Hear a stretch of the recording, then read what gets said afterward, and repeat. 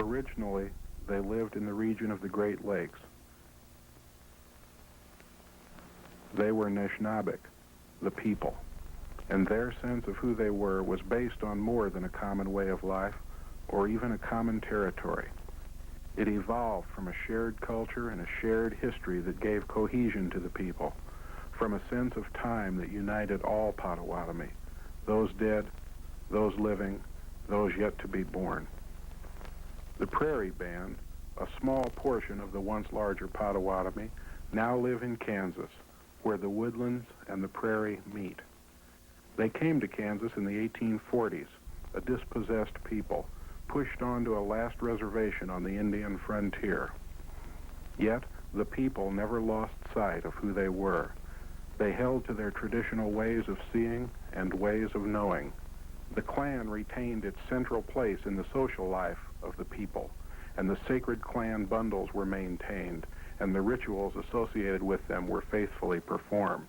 The oneness of Potawatomi selfhood, the harmony among the dead, the living, and the unborn, was continually affirmed through the naming ceremony. And wisdom, knowledge, and guidance continued to come from dreams and visions. But the pressures on the people to change intensified over the next 100 years. The forests, whose game and vegetation had always sustained them, were being eroded by the advance of white agriculture. And in the late 19th century, a three-pronged attack involving education, religion, and land was launched against Potawatomi culture. Boarding schools were built for the purpose of weaning the young away from the tribe, and a code of religious offenses was established, which remained in effect until the 1930s, and which sought to deny the people the practice of their native religion. In 1887, the Dawes Act was passed, breaking up the reservation into individual allotments of land. Its intent was to force the people to abandon their traditional hunting life and become farmers. The Prairie Band knew from the bitter experience of other Potawatomi tribes what allotments meant, and for 8 years they fiercely resisted implementation of the Dawes Act. But it was implemented, and as one of the people said years later, that's when everything went, after they cut this place up over here. Still, despite the allotments, despite the boarding schools and the code of religious offenses, the Prairie Band demonstrated in their struggle the resilience of their way of life. Far from destroying the Potawatomi culture, the pressures placed upon it served only to reveal its underlying strength and vitality. The people have kept faith with their ancestors, with themselves, and with the generations to come. The name of our people is Potawatomi. This means that the people were blessed with the gift of building fire in a certain way. It came from the Good Spirit. The Good Spirit told the people to make fire with hard flints, holding one in the left hand and striking it with one held in the right. This created a spark against which they held some pulp to catch fire. Even a strong wind could not extinguish this flame.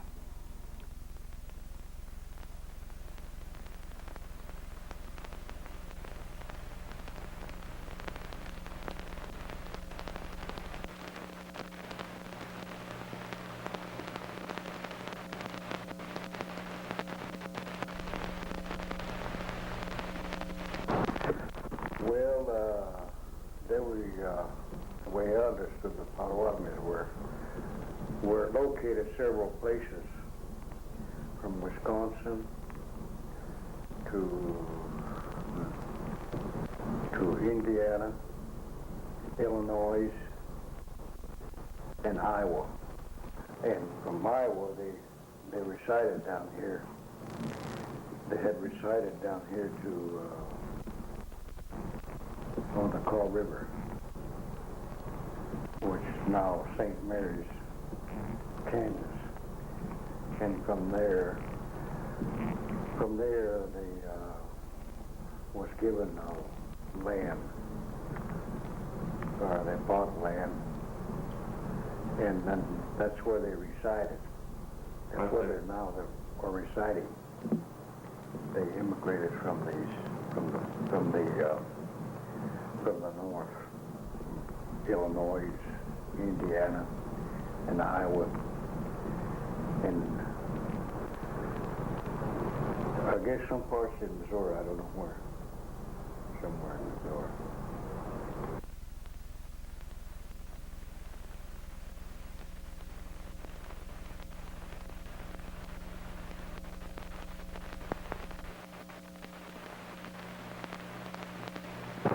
They were driven out by the civilization due to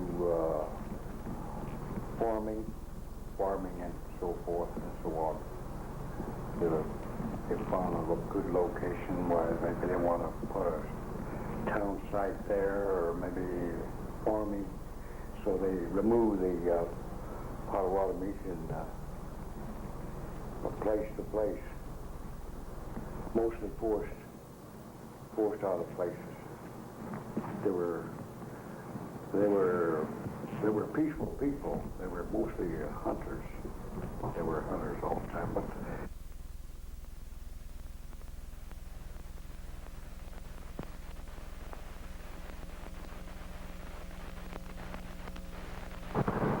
they were strong people. They lived the old and Native American. They lived the old traditional way.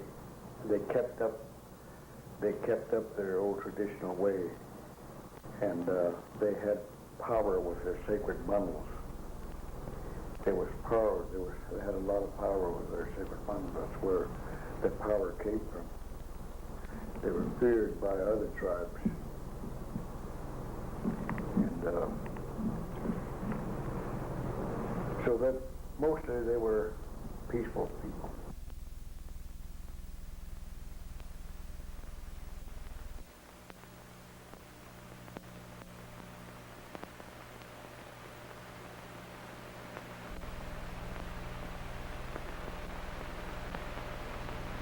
My mother told me they do big, they invite lots of people, Indians, to come. When they give me Indian name. And then my name, Indian name was Quaquabawa. Quaquabawa means fish, jumping water, jump, maybe trying to catch bugs, going over, fish clan, you might say. See, under fish clan. Quaquabawa, that's what that means. Well, they give me Indian name. Through there, everybody let everybody know. Some old guy, we're gonna give this baby Indian name. That's me. See? Maybe you're old, 2 years old, huh? I'm gonna give him Indian name, Quaquabawa.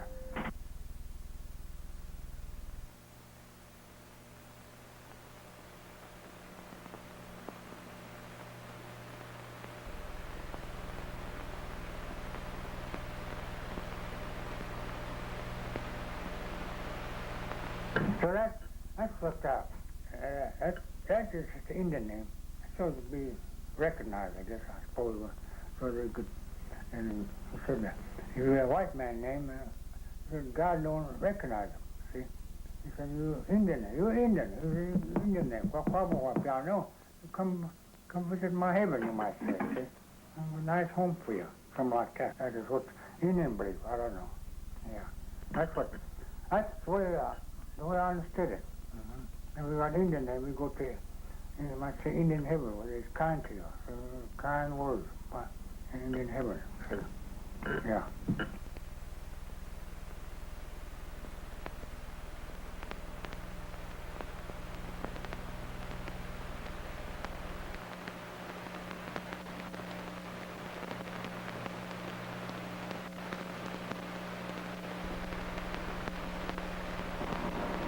Only a few years ago, Bear got his archery dream. It came from thunder. That day, a storm had come up from the west. Bear left the house to lay tobacco at the oak tree. A house is always built at a distance from the tree because when thunder stoops to pick up the tobacco, it might set fire to anything near. After the storm, Bear went to the tree and found that the storm had broken the trunk, blowing away part of it. The thunder spoke, telling Bear to hold a thunder feast and archery game every spring and fall. And that's what he does. And my mother's grandma, the one I was telling you, lived to be 109. Well, anyhow, my great-grandma, she was under Black Hawk. Black Hawk, he was the second Fox chief. He's the one fighting against white people, fought against him. So the white wouldn't take it over, see. He knew white was going to take everything over, see, and destroy their homes and torment them, you know, and everything, and he's trying to take over, see. But history tells us wrong, see. They don't tell exactly a story about what happened to the Indians, see. But they was I know they was getting their land, see. Trying to take advantage of them everywhere, see. See, it's natural. And they took everything they got, and they kept moving them. Finally, they fought against them, so they had to come across Mississippi. And my great-grandma was in the bunch. I had a hard time going across. We're going to shoot you. And the soldier said, my great-grandma was one of them. She must have been about 14 or 15 years old. She told my mother told me, see. We got the flag because at first the government tried to stop the religion. We worried that the government would take the religion from us, and we counseled and sent people to Washington to explain the religion purpose and remind them that the Constitution says morality and religion are basic to good government. We said we wanted to live up to our part of the agreement, and we asked them to live up to theirs. The government agreed and gave us the flag to show it approved. When we fly the flag, we say that the religion is under its protection and that no one shall offend another. When the flag waves in the breeze, it sweeps all clean.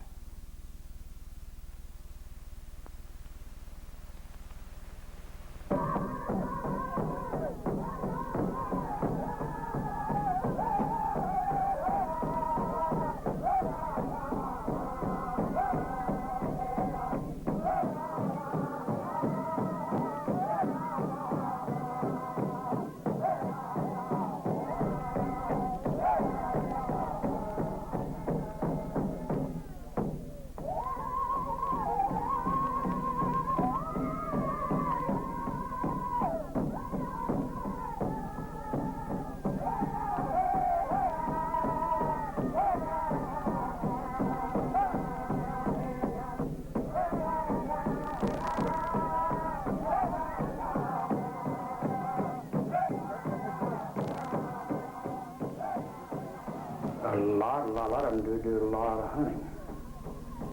And of course, like that squirrel, you see, I mean, we never skinned a squirrel. We always, what they call sensed it. And clean it that way, and then we always used scrub brush. Just wash it real good, and then go ahead and go butcher it. Well, it's a pretty tough skin, yes, but I mean, after you cook it, see, we never fried our squirrel. We always cooked it, boiled it, put the dumplings in it, or rice, and we ate it like that. Well, I think a rabbit, its skin is so delicate and tears so easy that if you singed a rabbit, you would burn the skin off of the rabbit. And by singeing a squirrel, the skin is so tough, especially on the older squirrel, that you do not injure your flavor or your meat.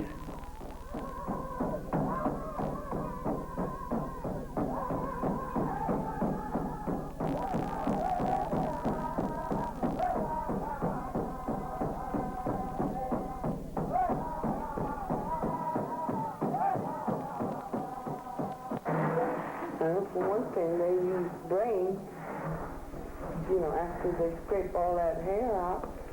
That's what my mother was doing. She had those brains, you know, she twisted those brains in a cloth, squeezing that grease and shoe, but hiding that liquid. Then they tan it. That's when they you see them scraping it. They probably would call it scraping, but that's how they tan it, to make it soft. They keep doing that and stretching it until, you know, it's completely dry. Then, and they get that shoemake. That was my stepfather that was pounding those sticks, real splintery stuff, you know. And they had that after they tanned that hide, and then they had it. My mother stitched it together and had it. Well, he dug a hole and they put those sticks in there and smoke it, and then it comes out of there just soft. Now, how do they do that commercial tan? How do they work that? And it's stretchy, but this Indian tan, it's not. And it's hard to work with, too. I've worked with it, and then I don't like the commercial tan. The only time I have an opportunity to live the old ways is when I go to a powwow, when you go live out in the woods. You have to carry your water from a well or a pump or a cistern someplace, then have an open fire, sleep on the ground, or build a shade out of leaves, willow branches, hickory limbs for legs for to stand on. Bind it up like baling wire anymore. A lot of people still do the beadwork and things like that around? I wouldn't say a lot, a few do. She does. She does beautiful work. She does. I don't.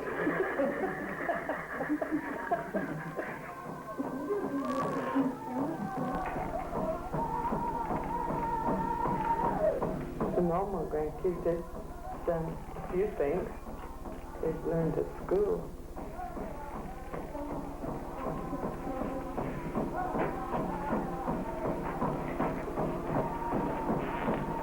I could string a few beads as the bar off. I made 3 belts in all my life, and that's it. That's it for me. I've had it. I've been intending to make belt buckles, but I never get started. I'm always doing something else. I went and got the buckles to put the beads on, and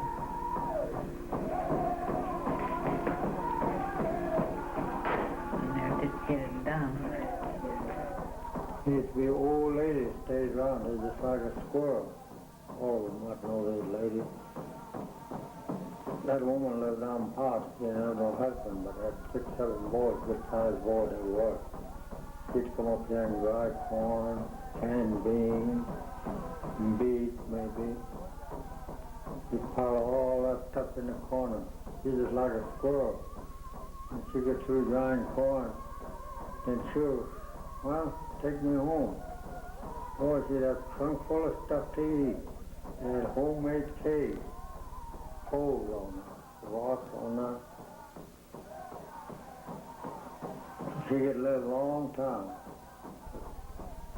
2, 3 old ladies used to do that. I remember them old ladies.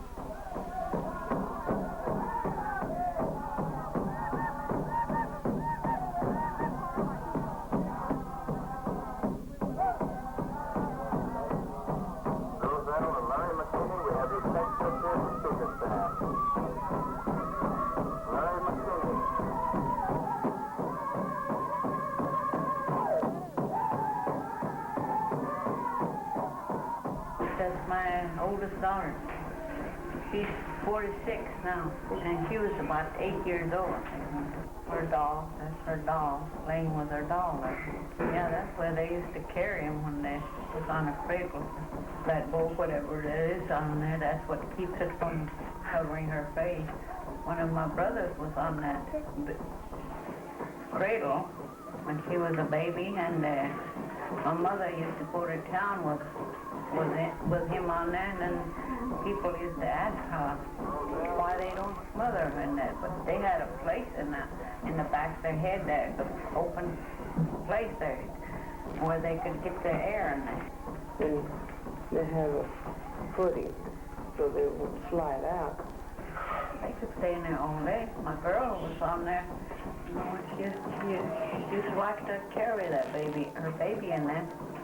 They're easier to carry in there, too. Oh, in some ways, we have better living. But I'll take the old way. I really will, because I was brought up in it. And I don't think that you can beat cooking on a wood stove. Your food just tastes so much better. Linwood, the young ones, you don't hardly see them. And I've seen them stuff over home. They look like hickory. They look like hickory trees, but it's called Linwood. Softwood and yeah, she took the bark off of it. Yeah, she's peeling it off. To string them, and she's making a rolling nest. You've seen twine hide, you know, like maybe there's two. There's just one string, yet there's two or three pieces. That's how she's doing that, just rolling them together like.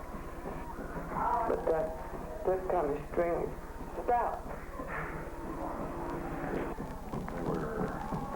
They lived in them and made their homes in there all together. And they were really nice and they were healthy. The air, you got good circulation in there. And it was just healthy. But mostly they didn't build mostly bark houses years ago. Yeah. And that's the reason they call them timber Indians. Timber. Timber Indians. In Indian way, they call them timber Indians. They live in timber. Where there's open spring, where there's water spring, that's where they settle. And they have a big conference, a council, a big spring. They camp all around that spring there. And plenty of game to eat, see? In wintertime, they live in a big timber. It's so cold. See? Oh, yeah. They're warm. They're warm in And cool winter in and the summertime. they stay in there. You know, in our house, it's like I said, when like stormy weather, we would go in there instead staying in the house or going down the caves or anywhere. We would go to our bark houses and stay in there. Storm take care of their houses. But the Indian house, they don't bother them at all. Lightning and storm like that don't bother no houses like you leave them there. Always happens that way.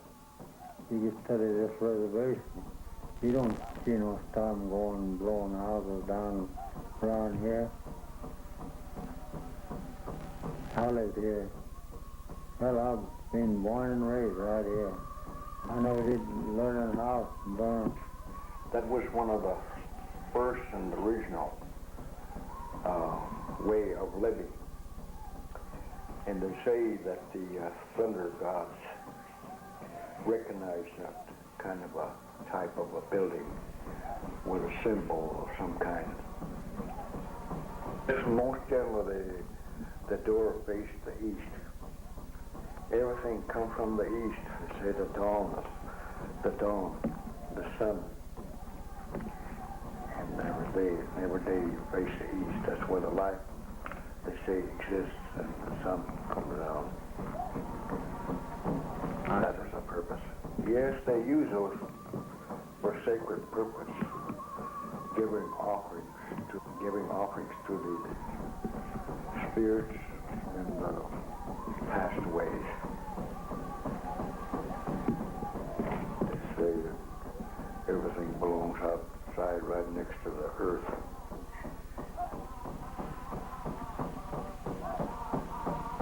There's some, they call them scushes, and some kishko. I'm kishko. I don't know how you'd call that in English. And then when they play games, sometimes all kishkos win. Oh, they Sometimes play. scushes. They play against one another. Yeah. For they- the culture. Just They like, got to put just that like stick like basketball this. game, baseball game. They take time, take it on. And they got goods, they donate goods, you know. Hang it up, material, blanket, or anything. Everything Blanket. win when they get the piece. All of them.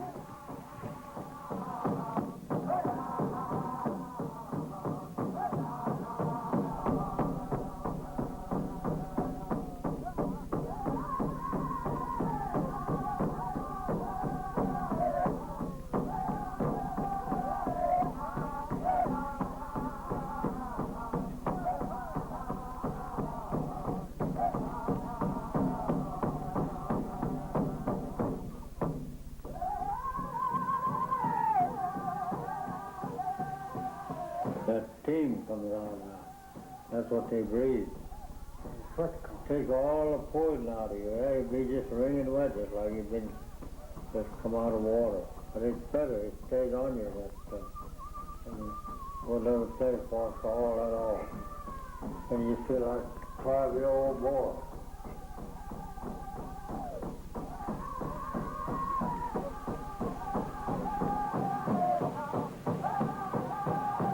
Where it gets hot, my foot come up on it. Put your stick out. Boy, that's what as big as a finger. All that poison out of it. Poison out of your system. You despise how much poison in your body. Poison, you know, it's killing you. Killing you every day. You know, all that's part of your system.